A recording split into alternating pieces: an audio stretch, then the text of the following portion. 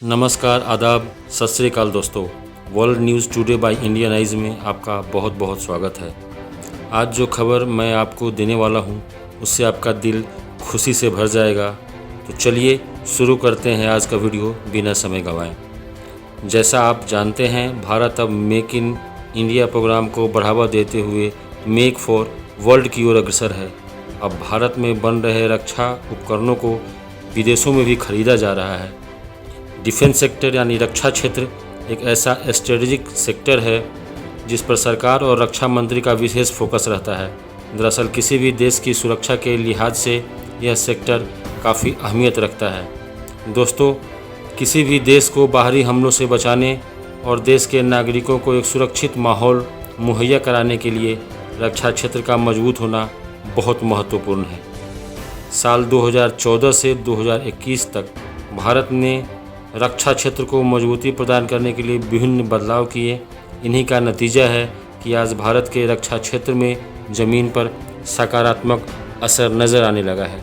साथ ही रक्षा नीतियों में भी जो आमूल-चूल परिवर्तन किए गए थे उनका सकारात्मक परिणाम भी हम लोगों के सामने है। आइए इसको अच्छे से समझते हैं। देश में रक्षा उपकरण बनाना क्यों ज़रूरी है, आपको एक एग्जाम्पल दे के समझाते हैं। दोस्तों, दुनिया की 3 सबसे बड़ी रक्षा कंपनियां सभी यूएसए की है और 2022 में 150 अरब डॉलर का रेवेन्यू उन्होंने जनरेट किया है और 6 लाख से ज़्यादा लोगों को रोज़गार भी दिया है। उसकी जो पहली कंपनी है आप सभी जानते होंगे, लॉकहीड मार्टिन, जो आपका F-16, F-22 Raptor, F-30C, 130 Hercules आदि बनाती है। जो दूसरी ग्रुप है उनकी वो नॉर्थरॉप ग्रुमन है, जो B-2 bomber, B-21 bomber, MA-4Q Triton बनाती है। और जो तीसरी कंपनी है वो Boeing C-17 globe master, Apache वगैरह बनाती है। ये तीनों अमेरिका के पावर हाउस है। इससे न केवल उनको बहुत अधिक रेवेन्यू आता है बल्कि वो और अपने रक्षा जो उत्पाद है उसके दम पर दुनिया को वो धौंस भी दिखाते रहते हैं। अगर उसी तरह से समझे, जो रूस की कंपनी है वहाँ पर भी 3 बड़ी कंपनियाँ हैं, आप जानते ही होंगे। अल्माज एंटे, जिसका रेवेन्यू $7 बिलियन का था पिछले साल। यूनाइटेड एयरक्राफ्ट, जिसका 6 बिलियन का था। यूनाइटेड शिप बिल्डिंग कॉरपोरेशन, जिसका 5 बिलियन का था। और वहाँ पे 4 लाख लोगों को ये कंपनियाँ केवल रक्षा उत्पाद के क्षेत्र में उनको रोज़गार देती है। एक छोटा सा देश है दोस्तों, हम लोग का दोस्त ही है, आप समझ गए होंगे, मैं इज़राइल की बात कर रहा हूँ। इज़राइल भी रक्षा उद्योग में बहुत अच्छी है। उसकी 4 कंपनियाँ आप जानते होंगे, Israel Aerospace Industries, Rafael Advanced Defense System और उसकी इल्बिट और इज़राइल मिलिट्री इंडस्ट्रीज़ बहुत अधिक अच्छा रक्षा उत्पाद ये एक्सपोर्ट करती हैं। और 2022 में उनका जो रेवेन्यू था इससे वो 17 अरब डॉलर पर पहुंच गया और वहाँ पे वो लोग 2.5 लाख लोगों को केवल इन रक्षा उपकरणों को बनाने वाली कंपनी में रोज़गार देते हैं। अब दोस्तों, हम इसको इंडियन पॉइंट व्यू से देखते हैं, जिसमें टाटा कंपनी ने बहुत अच्छा किया है और बहुत अच्छा कर रही है।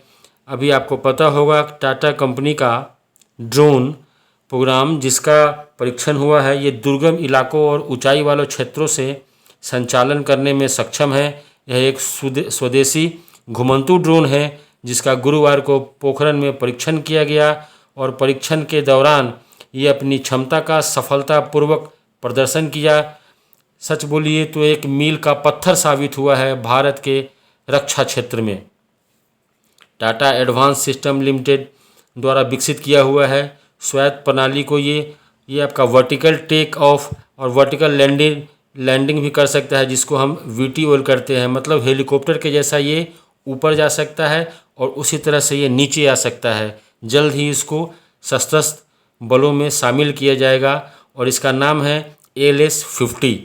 इस नाम से इस सिस्टम ने ट्रायल के दौरान विस्फोटक वारहेड से ज़मीन पे सटीक निशाना लगाया है। तो हम टाटा ग्रुप को इसके लिए हम सारे देशवासी उनको शुभकामनाएं देते हैं।